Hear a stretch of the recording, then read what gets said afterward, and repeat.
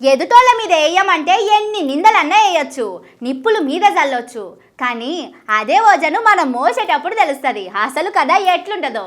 ఇగో ఇప్పుడు మన ముఖ్యమంత్రి రేవంత్ సార్కు గదే అనుభవం అవుతున్నది. గా ముచ్చటేందో చూద్దాం పారి. చెప్పేయి నీతులు తొవ్వేటి గోతులు అన్నట్టే ఉన్నది పోరి మన ముఖ్యమంత్రి రేవంత్ సార్ ముచ్చట.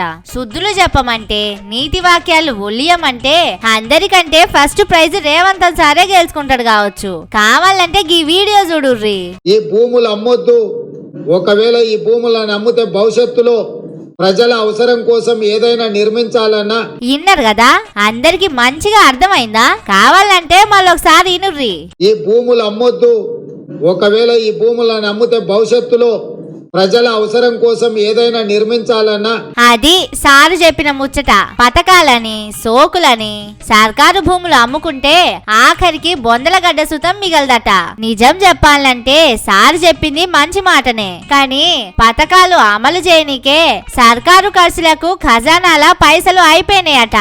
సర్కారును ఎట్లా నడపాలనో సార్కు అర్థమైతలేదట. చేతిలో ₹1 లేకుండా అయిందట. అందుకే భూములు తాకట్టు పెట్టి పైసలు తెస్తేందుకు ఉపాయం చేస్తున్నాడు. మొన్ననే ఒక మాట చెప్పిండు కదా, సంక్రాంతి పండుగ వెళ్ళినాక రైతులకు రైతు బంధు వేస్తా అని. ఆ పైసల కోసం కోకాపేటలో ఉన్న 400 ఎకరాల సర్కారు భూమును కుదబెట్టి 10,000 కోట్లు తీసుకొస్తాడట. ఏడాదికి 10% మిత్తి కింద గీ అప్పు పుట్టిస్తున్నాడు సారు. ఇప్పటికే మాట ముచ్చట అంతా అయిపోయిందట. ICICI బ్యాంకోళ్ళు ఆ భూములను పెట్టుకొని అప్పు ఇస్తున్నారట.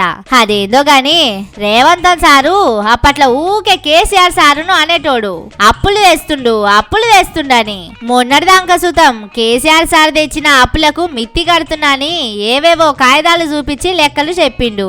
కానీ ఇప్పుడు ముఖ్యమంత్రి కుర్చీలో కూసున్నాక అన్నిటికీ అప్పులకే పోతున్నాడు పాపం. ఓ రేవంత్ సారు, ప్రజాపాలన అని చెప్పి గింతగనం అప్పులు కుప్పబోస్తివి అని రేపు జనాలు మిమ్మల్ని తిట్టిపోగల్లా. జర చూసుకోర్రి.